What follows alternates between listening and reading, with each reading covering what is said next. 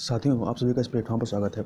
यहाँ पर हम लोग आरआरबी एमआई एग्ज़ाम 2020 जो कि 15 दिसंबर से लेकर 18 दिसंबर के मध्य में प्रत्येक दिन दो शिफ्ट में कराया गया है। तो उस एग्ज़ाम के जो कट ऑफ क्या है और इसका सेफ स्कोर कितना माना जाएगा और जो नॉर्मलाइजेशन का जो प्रोसेस है उसका इसके कट ऑफ पर या जो मेरिट है उस पर कितना इफेक्ट पड़ेगा, उसके बारे में यहाँ पर हम लोग चर्चा करेंगे। तो आरआरबी जो है वो ministerial and isolated various post recruitment 2019 के तहत जो है इसने कुल 30 कैटेगरी में कुल 30 कैटेगरी में आप देखें तो कुल आपके 1665 पदों के लिए इन्होंने आवेदन मांगा था, जिसमें अनरिजर्व कैटेगरी में देखें तो आपके पदों की संख्या कितनी थी? 756 थी। ओबीसी में 354 थी। एससी कैटेगरी में 255 पद थे। वहीं पर यदि एसटी कैटेगरी में देखें तो 173 और ईडब्ल्यूएस में 127 पद थे। तो इस 1665 वैकेंसी के लिए कुल 1 लाख से अधिक फॉर्म पड़े थे और जैसा कि पेपरों के माध्यम से आया है कि इसमें जो अभ्यर्थी जिन्होंने एग्ज़ाम दिया है तो वो 51 से लेकर 52% तक के अभ्यर्थियों ने, मतलब उपस्थिति जो रही है अभ्यर्थियों की वो 51 से 52% ही रही है। तो कुछ अन्य चीज़ों को इस एग्ज़ाम के बारे में देखें तो जैसा कि इस एग्ज़ाम का जो प्रारूप था उसमें आप देखें तो एक पेपर होना था जो कंप्यूटर बेस्ड आपका टेस्ट होना था।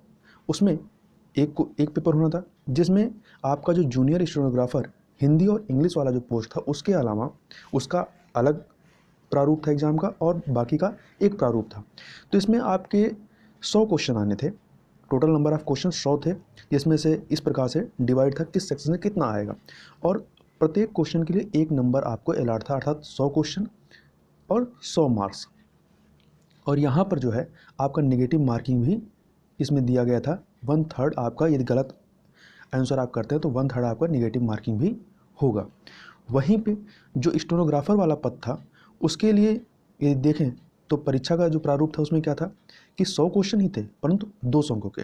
100 क्वेश्चन 50 क्वेश्चन जनरल अवेयरनेस के, प्रत्येक क्वेश्चन 2 नंबर का। वहीं 50 क्वेश्चन हिंदी वालों के लिए हिंदी के थे और जो स्टेनोग्राफर इंग्लिश वाले थे उनके लिए 50 क्वेश्चन इंग्लिश के थे, आपके प्रत्येक क्वेश्चन 2 नंबर के। तो यहाँ पे 200 मार्क्स का था। हम लोग इसको छोड़कर बाकी जो पद हैं उसके कट ऑफ की यहाँ पे बात करेंगे भी। और इसके अलावा यदि आप इस नोटिस में देखें तो इस नोटिस में जो मिनिमम बताया गया था कि कितना आपको नंबर लाना है तभी आप मेरिट लिस्ट में आपको काउंट किया जाएगा। तो यहाँ पे देखिए, यहाँ पे minimum percentage of marks for eligibility जो है वेरियस कमिटी, उसमें अनरिजर्व कैटेगरी के लिए 40 मार्क्स 40%, मतलब 100 नंबर का पेपर है तो आपको मिनिमम 40% अनरिजर्व कैटेगरी को लाना था। वहीं ईडब्ल्यूएस के लिए भी 40% था, ओबीसी के लिए 30%, एससी के लिए 30% और एसटी के लिए 25% मिनिमम जो है बॉर्डर लाइन थी कि इससे ऊपर ही आपको लाना है तभी आप मेरिट लिस्ट में आएंगे। तो ये कुछ चीज़ें थी। अब देख लेते हैं कि कट ऑफ क्या जाएगी।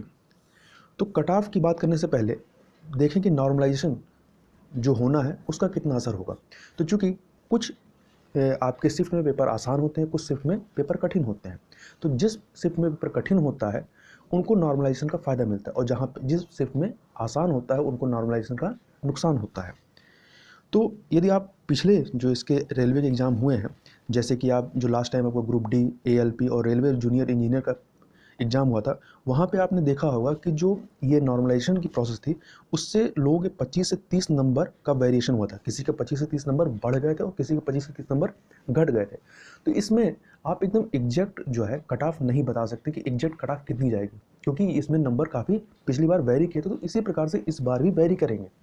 परंतु एक थोड़ा सा देखना चाहिए कितना यदि आप हैं तो आप उम्मीद कर सकते हैं कि आप दूसरे स्टेज में पहुंच जाएंगे। तो इसका ही अनुमान हम लोग यहाँ पर देखेंगे। तो इसमें यदि हम लोग अनरिजर्व कैटेगरी की बात करें तो अनरिजर्व कैटेगरी में यदि आप 69 से लेकर के 74 मार्क्स के बीच में हैं तो आप जो है एक अपने आप को सेफ मान सकते हैं कि आप सेकंड स्टेज में जाएंगे। वहीं पे ओबीसी की बात करें तो इसके लिए ये जनरल के नियर अबाउट ही रहेगा। हो सकता है जनरल के एकदम इक्विवेलेंट, मतलब जनरल के समान जाए, परंतु इसको आप कह सकते हैं 67 से लेकर के 72 मार्क्स जिसके आ रहे हैं 100 में से, वो अपने आप को थोड़ा सा सेफ महसूस कर सकता है। वहीं पे ईडब्ल्यूएस की बात करें तो ईडब्ल्यूएस की जो कट ऑफ है वो 60 से लेकर 65 के बीच में जाने की उम्मीद है। वहीं एससी की कट ऑफ जो है वो 53 से लेकर 58 के मध्य में हो सकती है और एसटी की कट ऑफ जो है 49 से लेकर 54 के मध्य में हो सकती है। तो ये कट ऑफ जा सकती है। इसमें से यदि आपके 1-2 नंबर कम भी हो रहे हैं तो भी घबराने की ज़रूरत नहीं, क्योंकि यदि आप का शिफ्ट जो है उसमें पेपर हार्ड रहा है तो आपको नॉर्मलाइजेशन का फ़ायदा मिलेगा। तो इसलिए यदि 1-2 नंबर कम है तो आप पूरी उम्मीद बनाए रखिए। तो ये एक अनुमानित कट ऑफ है जिसका अनुमान मेरे द्वारा लगाया गया है। तो इस वीडियो में बस इतना ही। मिलते हैं नेक्स्ट वीडियो में, तब तक के लिए बहुत बहुत धन्यवाद।